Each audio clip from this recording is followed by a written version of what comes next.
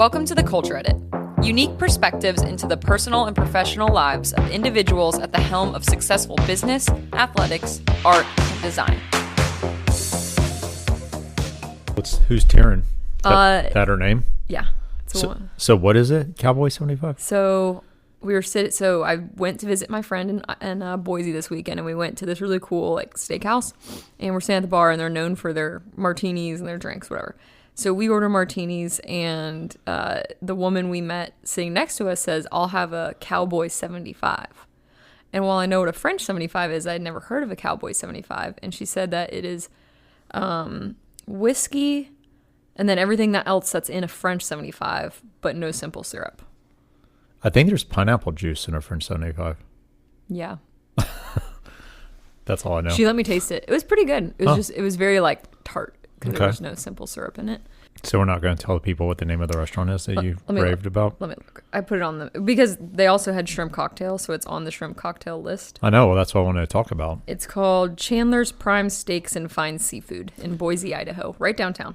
So you had the shrimp cocktail, and It was good enough to put on your list. It was. Remind us about the list. So it's it's called Shrimp Cocktail Around the World, and it's a running list of the best shrimp cocktail that I've tasted around the world. It's a Google list that you can, if anyone's interested, you'll send it to them. Yes, if you're interested, message me and I'll send you the Google list. But yeah, it was a cool, it was like an old fashioned steakhouse, and what I liked is, and this was kind of the vibe across all things in Boise. People are just incredibly nice and helpful, like above and beyond helpful, to where I almost, Caitlin and I were joking about it because they've been there for a while now, so they're used to it. But it's such a shock to have people be so helpful when you're not even asking for help, and it's so nice. But it was good. All right, welcome to the Culture Edit. Welcome to the Culture Edit. We're already into Nikki's Boise trip. It's a one-on-one episode, emergency one-on-one episode. Episode 80. Episode 80, Tuesday morning, because we have been that busy. And we decided we actually have quite a few guests lined up, including a recording of a guest that will come next week. That's going to be awesome. We'll talk about that in a little bit. But getting a quick one-on-one in, we've got a lot to talk about, mainly because our episode last week kind of blew up with Ed Byers. It was so good. And we've gotten a lot of great feedback. A lot of feedback, so we want to touch on that, and then we want to give that a little bit of breathing room with this one-on-one. And there's some other things that we weren't able to talk about last week, like our trip down to Florida. Mm-hmm. And so welcome, Chad and Nikki Strickland here. Yeah, welcome. And this weekend we're going to Miami for my birthday, a quicker trip than usual. Everyone's like, "Oh, are you going to be there for a month?" I'm like, no. It's just a quick weekend trip. But I'm really excited because we're going to obviously my favorite River Oyster Bar, which most people will be like, why wouldn't you want to go to a super fancy place for your restaurant? But I just really like River Oyster Bar. I think there's a lot of people in Miami that are locals that would say that's a great place to go. Yeah, it's solid. Yeah. It's solid. Yeah. And then we're going to hang out at the pool. We're going to go walk around and shop. We're going to go to the beach. We're going to Lagniappe, which is a really cool wine bar / jazz play. They have live jazz music every single night starting at 9 p.m. and it's definitely a vibe. It's the one place that you wanted to go to when we were there for 5 weeks and we did not go to. Yeah. So you're kind of pissed about that. So you're like, all right, when we go back for birthday, I'm going there. Because it's your favorite place. It is, yeah. It's hard but because it's a late night place. It starts at 9. Yeah. I go to bed at 9. Right. So for me to I'm already anxious about having enough energy to meet everyone there at 9 p.m. So I'm going to have to either nap or just drink a lot of caffeine. Yeah, so next time you hear from us, we'll probably be in Miami next week. So we've got that coming up. Do we want to talk about the week before last? I think we talked about going to the event in Tallahassee. Oh, yes. The Seminole 100. Yep. So the Seminole 100 is a FSU alumni event that recognizes the top 100 fastest growing businesses owned by alumni from FSU. So we were honored and recognized as one of those top 100 businesses. So we were kind of not dreading the event, but it's a networking event. So there's a little bit of dread going on there. But it was fun. What do you think? I think I wouldn't say, from my perspective, I wasn't dreading it. I did not realize that it was as big of a deal as it was. Same. So I think that was the surprise for us. Like I almost didn't bring a nice enough dress. Right. Like we just kind of went with like normal attire, and then we got there. They could have communicated a little bit more. Yes, the communication was a little sparse. But we found out that there was a transition going on between the alumni, I guess the entrepreneur program school and the alumni association. Yeah. So we'll give them a pass on this one. But we got there, and it was like people were dressed to impress. Like it was like well, they sent out the dress code on Friday, the night before the event, but we were already down there, so we were like, well, and for those of you familiar with Tallahassee, like there's not a lot of shopping options, so luckily we had the right stuff. Yeah, but it was the actual event. Well, we got a tour of the entrepreneur school, which is downtown. The Jim Moran Entrepreneurship School. Yeah, which totally blew us away. I mean, I'm so jealous. It wasn't built until 2017. Yeah. Definitely the most modern building downtown. Yeah, it's really cool. So we got to do that. We got to meet the dean. She was awesome. And the director of the program. And, maybe that might be one of them could be a future guest that we talked about.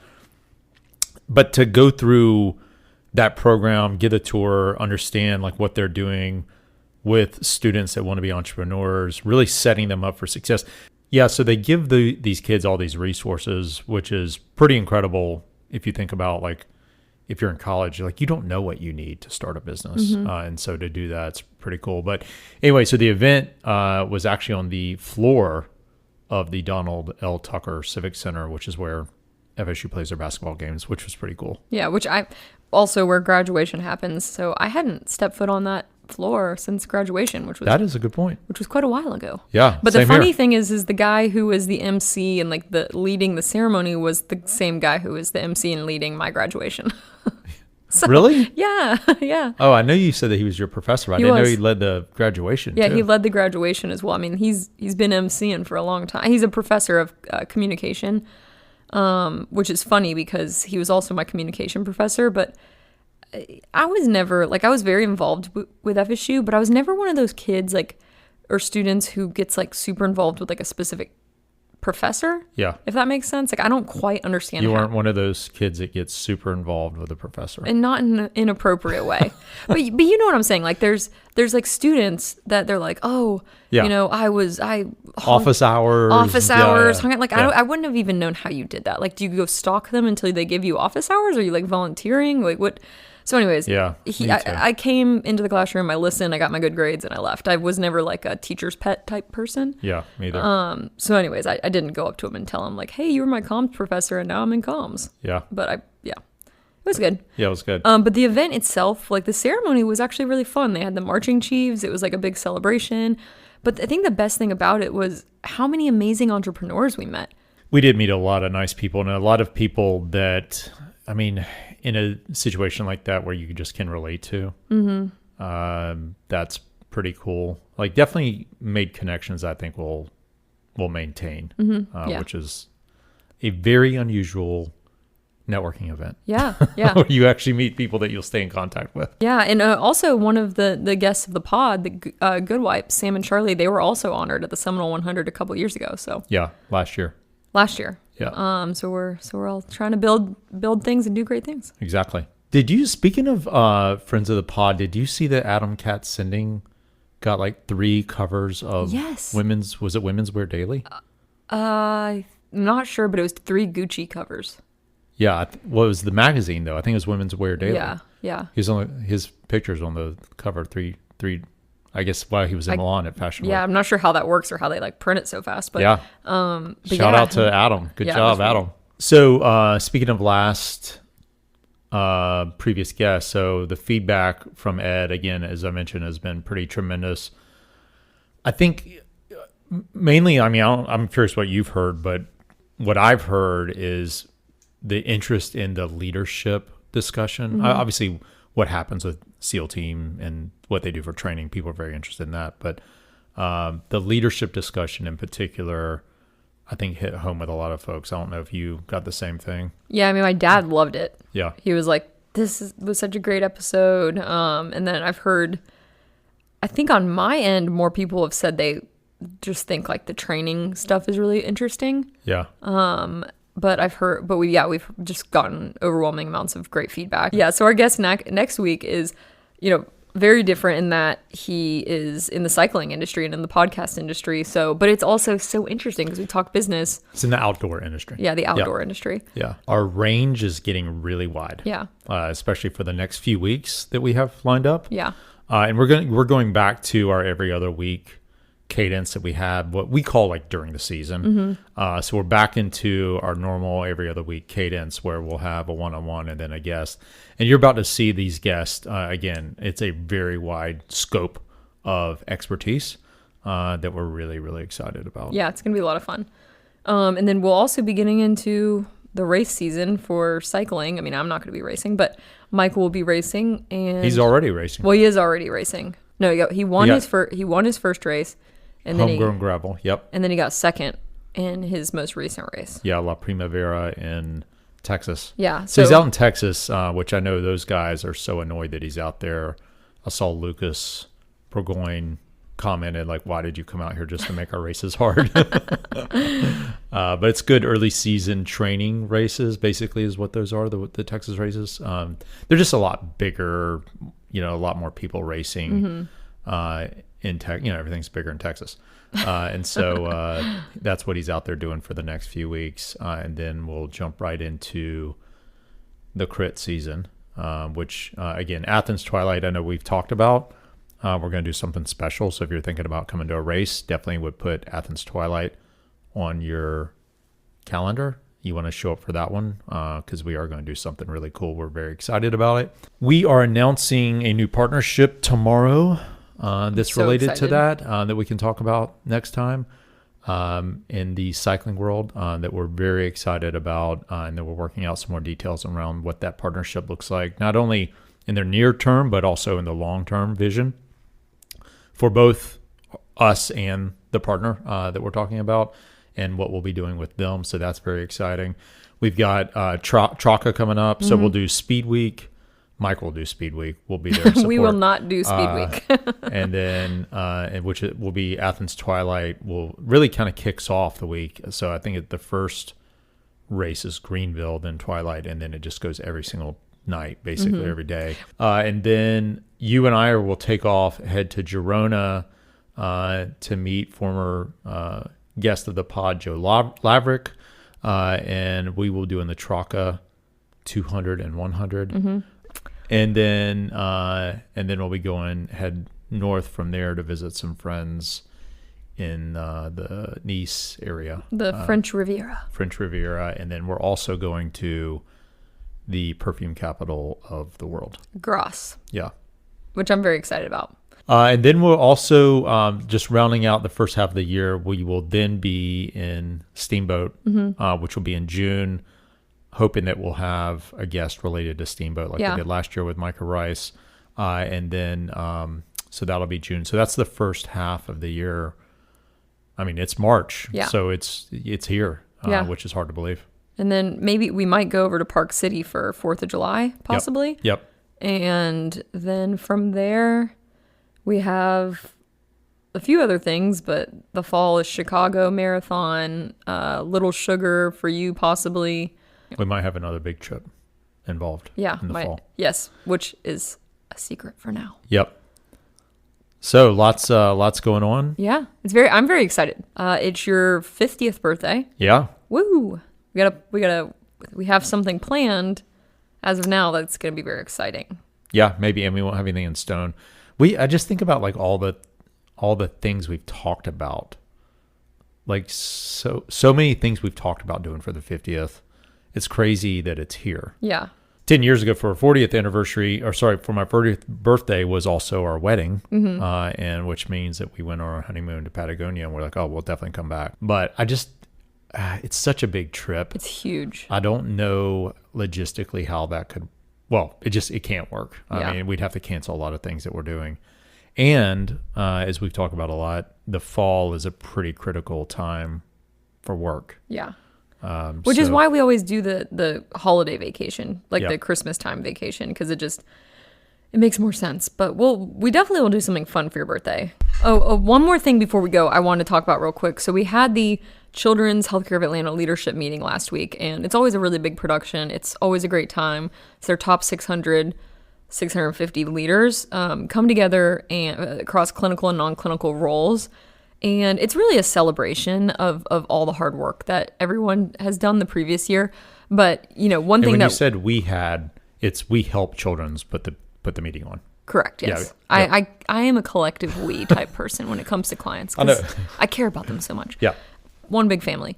Anyway, so, one part that we play is finding the keynote speaker. Mm-hmm. And actually last year was Ed. Yep. Who was on our podcast last week. He was amazing. And this year we went a little bit of a different route, and we got a positive psychologist, and Sean Aker, and he has the book called The Happiness Advantage. He has like 2 other books, but The Happiness Advantage is his most popular one, so you've probably read it. But he was so good. And he's done a very famous TED Talk. Yes. Yeah, it's like 3 million views. On the happiness advantage. He is like one of those speakers, and I want to hear how you felt about this, but it truly felt like he was a comedian. Yeah, I mean, it was a performance. It was incredible. It definitely, I mean, a lot of times in keynote addresses, I sit there and I struggle with the message a lot. Yeah. Mainly because the delivery is not good, or it's not that the content's not good, it's just the delivery. Sean's content is amazing, and his delivery was amazing. I mean, it was a performance. It was truly a performance, and I kept thinking, this guy is so talented. Yep. I mean, he had me like laughing. I was taking notes the whole time. I mean, I just wanted to know more.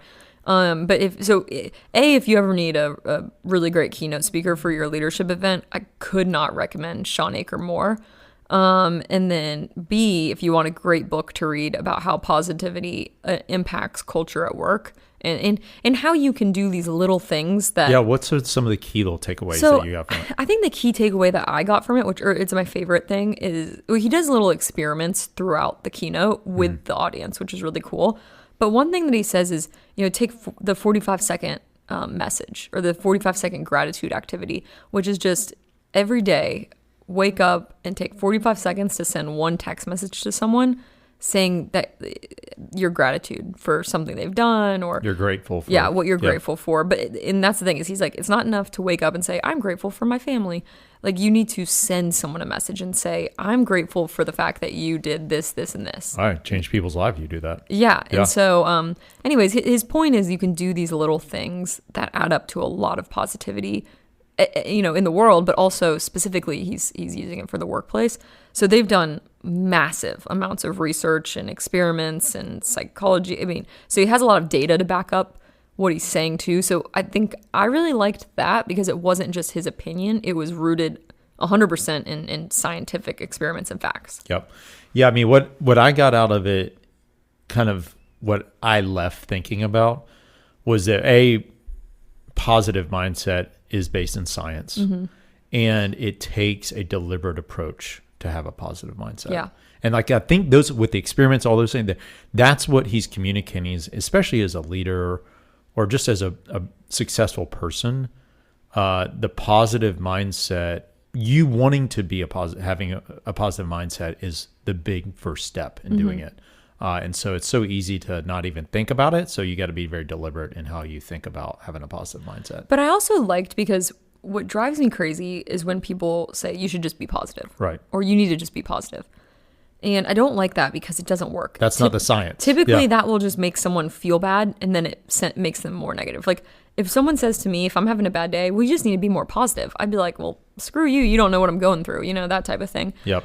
And so this was really just, how do you do little things that increase positivity? Because he also said everyone scientifically is born with a different baseline of positivity. Yep. Some people are born with just extreme positivity, kind of glass half full in all things in their life, and some people just aren't born that way.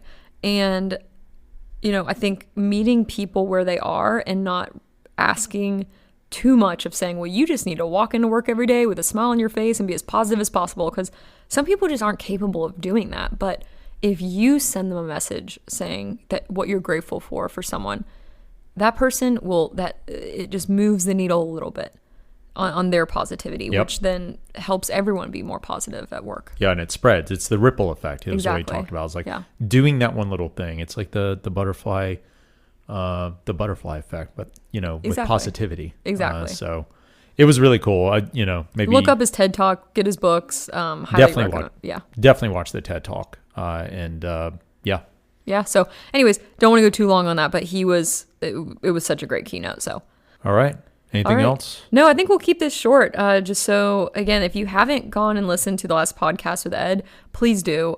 It's whether you're into fitness or whether you're, really into learning how the military operates, especially the Navy SEALs, or if you just want really great leadership advice. I think the episode has kind of a whole lot of everything for everyone.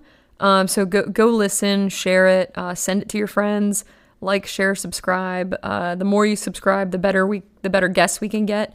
So please, please, please, if you're listening, make sure you subscribe. It's a huge help. But other than that, I think we're good. Over and now. out.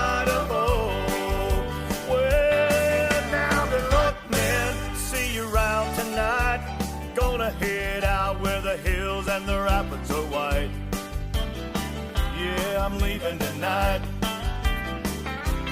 I'm not gonna look back, not gonna turn around.